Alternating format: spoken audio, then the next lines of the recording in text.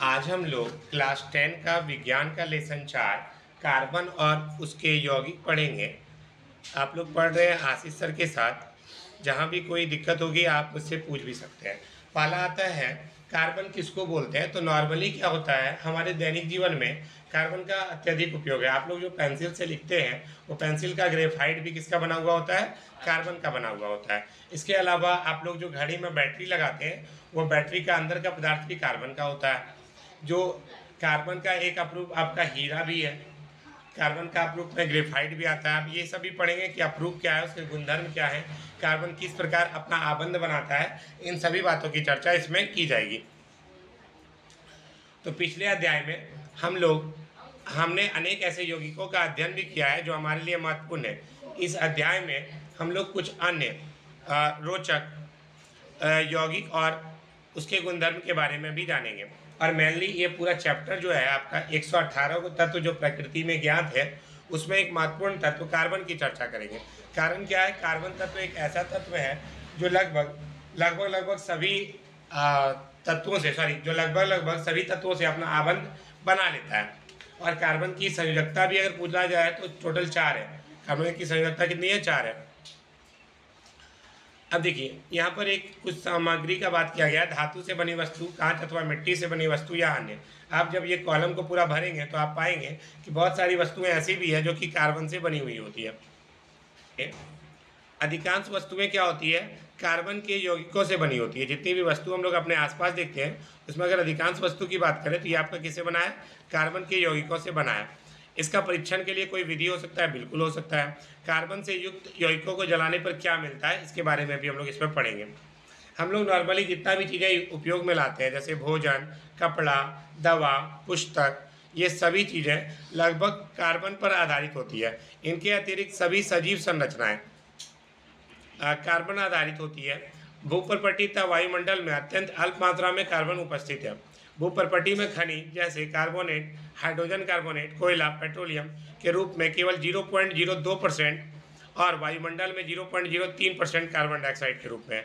सोचो कितना कम है। अगर हम बोले पूरे वायुमंडल में नाइट्रोजन की मात्रा कितनी है, 78%, ऑक्सीजन की मात्रा 21% और कार्बन डाइऑक्साइड की मात्रा मात्र 0.03% है। उसके बावजूद भी वो चीज़ें हमारे लिए क्या है, नुकसानदेह हो जाती है। मतलब पूरा बड़ा सा हमें क्या करो, खाना बनाओ, एक चुटकी जहर डाल दो, पूरा खाना खराब हो जाएगा। ठीक उसी प्रकार कार्बन डाइऑक्साइड है। लेकिन क्या कार्बन डाइऑक्साइड को हटाया जा सकता है? नहीं, बिल्कुल नहीं हटाया जा सकता। अगर हटा दिया जाएगा तो फिर वायुमंडल में पेड़ पौधे ही नहीं बचेंगे। पेड़ पौधे नहीं बचेंगे, वो लोग श्वास क्या लेंगे, श्वास के लिए कार्बन डाइऑक्साइड चाहिए। और वो श्वास नहीं लेंगे तो फिर क्या करेंगे, जीवित नहीं रह पाएंगे। और पेड़ पौधे जीवित नहीं रहेंगे तो हम लोग को भोजन नहीं मिल पाएगा। तो यानी कि भूपर्पटी में जितने भी चीज़ें हैं सभी चीज़ें हमारे लिए क्या है, आवश्यक है।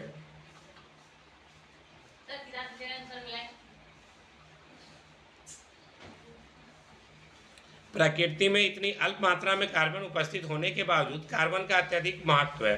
बहुत कम मात्रा में है, लेकिन फिर भी कार्बन का महत्व क्या है, बहुत ज़्यादा है। इस अध्याय में हम लोग कार्बन के गुणों के बारे में जानेंगे। अब आता है कार्बन में आबंधन और सहसंयोजी आबंध। पिछले अध्याय में हमने आयनिक यौगिकों के गुणधर्म का अध्ययन किया। हमने देखा आयनिक यौगिकों के गलनांक और क्वथनांक कुछ होते हैं।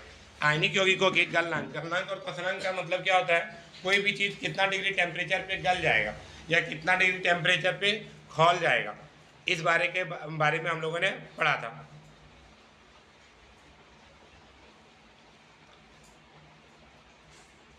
और ये क्या होते हैं, विलयन में अथवा गलित अवस्था में विद्युत का चालन भी करते हैं। कौन, आयन।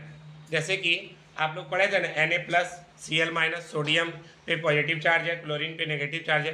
अरे किसी भी तत्व के ऊपर अगर पॉजिटिव चार्ज है इसका मतलब क्या है, अगर किसी भी तत्व के ऊपर पॉजिटिव चार्ज है इसका मतलब क्या है, तो इसका मतलब ये हो जाता है कि उसने क्या किया है, इलेक्ट्रॉन का दान किया है।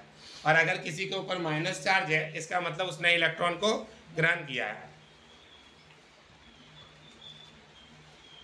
आपने देखा भी होगा, अध्याय 2 में भी पढ़ा कि अधिकांश कार्बन यौगिक अच्छे विद्युत के चालक नहीं होते। जितने भी कार्बन यौगिक आप लोग देखते हैं सब कोई ऐसा नहीं है कि विद्युत का चालक होता है, कुछ लोग विद्युत का चालक नहीं भी होता। उपरोक्त यौगिकों के क्वथनांक और गलनांक जो कि आयनिक यौगिकों के क्वथनांक और गलनांक की तुलना में काफ़ी कम है। अध्याय 3 का आंकड़ा में भी आप जाकर के देख सकते हैं कि किसमें कितना बल वगैरह था, उसके बारे में भी बात की गई थी। आगे बढ़ते हैं। चूंकि ये यौगिक अधिकांशतः विद्युत के कुचालक होते हैं। कौन से यौगिक? कार्बन के यौगिक। अगर पूछा जाए किसके यौगिक अधिकांशतः विद्युत के कुचालक होते हैं, तो कार्बन के यौगिक अधिकांशतः विद्युत के कुचालक होते हैं। अतः हम इस निष्कर्ष पर पहुंच सकते हैं कि इन यौगिकों के आबंधन से किसी आयन की उत्पत्ति नहीं होती। कक्षा 9 में विभिन्न तत्वों की संयोजन क्षमता, संयोजकता तथा इलेक्ट्रॉन की संख्या के बारे में भी हम लोगों ने अध्ययन किया था। संयोजकता पढ़े थे, जिसको वैलेंसी वीक के नाम से भी जाना जाता है। आज हम लोग पढ़ेंगे कार्बन के बारे में। कार्बन की परमाणु संख्या कितनी है? तो कार्बन की परमाणु संख्या 6 है, और इसका परमाणु द्रव्यमान को ही बताएंगे कितना है। कार्बन की परमाणु संख्या 6 है तथा कार्बन का परमाणु द्रव्यमान 12 है। और कार्बन ही पूरे 118 तत्व में एक ऐसा तत्व है जो सभी के साथ आबंध बना लेता है, मतलब सभी के साथ दोस्ती कर सकता है। बाकी दुनिया में कोई भी ऐसा तत्व नहीं है जो कार्बन के इतना सभी तत्वों से दोस्ती कर सके। हालांकि सल्फर भी 8 को बॉन्डिंग बना सकता है, ठीक है। 8 बॉन्डिंग मतलब 8 को तत्व से चाहे तो दोस्ती कर सकता है, लेकिन उसका बॉन्डिंग टाइटली नहीं होता जितना कार्बन का होता है। यही कारण है कि हम लोगों के किताब में एक टॉपिक ही दे दिया है, कार्बन पर पूरा एक चैप्टर दिया है। सोचो कितना महत्वपूर्ण है, 118 तत्व में एक तत्व का पूरा एक चैप्टर।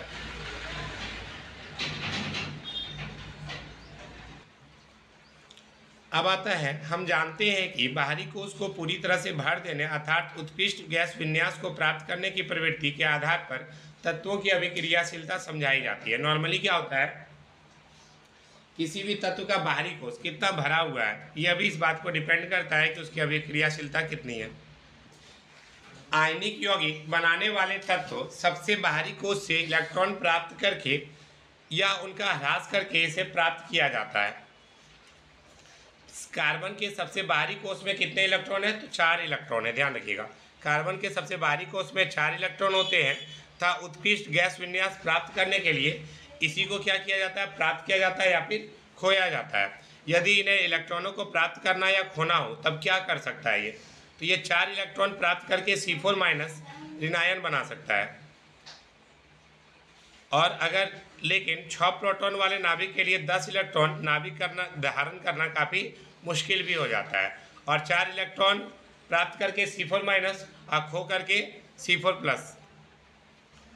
लेकिन 4 इलेक्ट्रॉन को खोकर 6 प्रोटॉन वाले नाभिक में केवल 2 इलेक्ट्रॉनों का कार्बन धनायन बनाने के लिए अत्यधिक ऊर्जा की आवश्यकता होती है। कार्बन अपने अन्य परमाणुओं अथवा अन्य तत्वों के परमाणुओं के साथ संयोजकता इलेक्ट्रॉनों की साझेदारी करके इस समस्या को सुलझा लेता है। अब कह रहा है केवल कार्बन ही नहीं बल्कि अनेक अन्य तत्व भी इसी प्रकार इलेक्ट्रॉन की साझेदारी करके अणुओं का निर्माण करते हैं। सिर्फ कार्बन ही नहीं बल्कि अन्य तत्व, जैसे मैंने कितना तत्व बताया था अभी आपको, 118 तत्व कुल प्रकृति में ज्ञात है।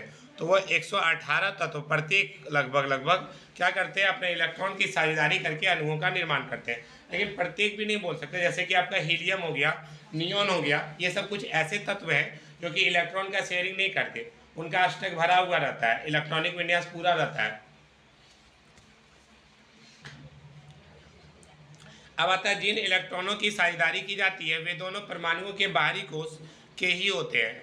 इनके फलस्वरूप दोनों ही परमाणु उत्कृष्ट गैस विन्यास की स्थिति को प्राप्त करते हैं। देखो जब क्या करता है, इलेक्ट्रॉन का बॉन्डिंग होता है, तो ऐसी स्थिति में दोनों परमाणु के बाहरी कोश के ही होते हैं और ये लोग क्या होते हैं? आपस में गैस विन्यास की स्थिति प्राप्त कर लेते हैं। देखो सिंपल सा भाषा में बोले, अगर एक लड़का का शादी होगा, लड़का का घर वाला खुश था, लड़की का शादी होगा, लड़की का घर वाला खुश होता है, दोनों खुश होता है। तो ठीक उसी प्रकार जब इलेक्ट्रॉन की साझेदारी होती है तो देने वाला भी खुश और लेने वाला भी खुश, दोनों खुशम खुश, तब जाकर के वे लोग क्या करते हैं? उत्कृष्ट गैस विन्यास बनाते हैं, ध्यान रखिएगा। अब आता है कार्बन के यौगिकों की चर्चा। कार्बन के यौगिकों की चर्चा करने से पहले हमको इलेक्ट्रॉन की साझेदारी से बने कुछ समान अणुओं के बारे में समझना पड़ेगा। अगले पेज में देखिए आप लोग, 2 हाइड्रोजन को दिखाया गया है। हाइड्रोजन के पास कितना इलेक्ट्रॉन होता है? हाइड्रोजन की परमाणु संख्या कितनी है? 1 है। हाइड्रोजन की परमाणु संख्या 1, हाइड्रोजन का परमाणु द्रव्यमान भी 1 ही होता है और इसके इलेक्ट्रॉन की संख्या भी कितनी है? 1 है। तो हाइड्रोजन का इलेक्ट्रॉन की वो एक है। अब भाई इसको बॉन्डिंग बनाने के लिए, अपना उत्कृष्ट गैस विन्यास बनाने के लिए इसको कम से कम 2 इलेक्ट्रॉन चाहिए। तो है बेचारा अकेला, क्या करेगा, एक और हाइड्रोजन को मिलाया, अब बुला करके दोनों संगे हो गया। यहाँ पर आप देख सकते हैं, अगला वाला मैं आपको दिखा दिया है, उसी में 2 हाइड्रोजन एक साथ हो गया, दोनों का इलेक्ट्रॉन मिल गया। अब ये इस तरह से बने अणुओं में सबसे सामान्य अणु हाइड्रोजन का है। जैसा कि आपने पहले अध्ययन किया है कि हाइड्रोजन की परमाणु संख्या कितनी है, 1 है। इसके K कोष में 1 इलेक्ट्रॉन है, ताकि K कोष को भरने के लिए इसको एक और इलेक्ट्रॉन की आवश्यकता होगी। नॉर्मली क्या होता है, किसी भी तत्व में जो इलेक्ट्रॉन होता है वो अधिकतम कितना इलेक्ट्रॉन हो सकता है, तो 2 इलेक्ट्रॉन हो सकता है। अब कह रहा है इसलिए हाइड्रोजन के 2 परमाणु अपने इलेक्ट्रॉन, गुड मॉर्निंग, की साझेदारी करके हाइड्रोजन का अणु H2 बनाता है, और परिणाम स्वरूप हाइड्रोजन का प्रत्येक अणु अपने निकटतम उत्कृष्ट गैस है। परिणाम स्वरूप हाइड्रोजन का प्रत्येक अणु अपने निकटतम उत्कृष्ट गैस हीलियम के इलेक्ट्रॉनिक विन्यास को प्राप्त करता है। हाइड्रोजन के 2 परमाणु अपने इलेक्ट्रॉन की साझेदारी करके हाइड्रोजन के अणु H2 बनाते हैं, ध्यान रखिएगा। परिणाम स्वरूप हाइड्रोजन का प्रत्येक अणु क्या करता है, अपना एक नया इलेक्ट्रॉनिक विन्यास को प्राप्त कर लेता है, जिसके K कोष में 2 इलेक्ट्रॉन होते हैं। संयोजकता इलेक्ट्रॉन दर्शाने के लिए हम बिंदु अथवा क्रॉस का भी उपयोग कर सकते हैं। इलेक्ट्रॉन के सहभागी युग्म हाइड्रोजन के 2 परमाणुओं के बीच सहसंयोजी एक आबंध बनाते हैं। इस आबंध को 2 परमाणुओं के बीच एक रेखा के द्वारा व्यक्त किया जाता है, ध्यान रखिएगा। हाइड्रोजन का क्या होता है, इस परमाणुओं का जो बॉन्डिंग होता है इसको कैसे हम लोग व्यक्त कर सकते हैं, तो एक रेखा के द्वारा व्यक्त कर सकते हैं, ध्यान रखिएगा।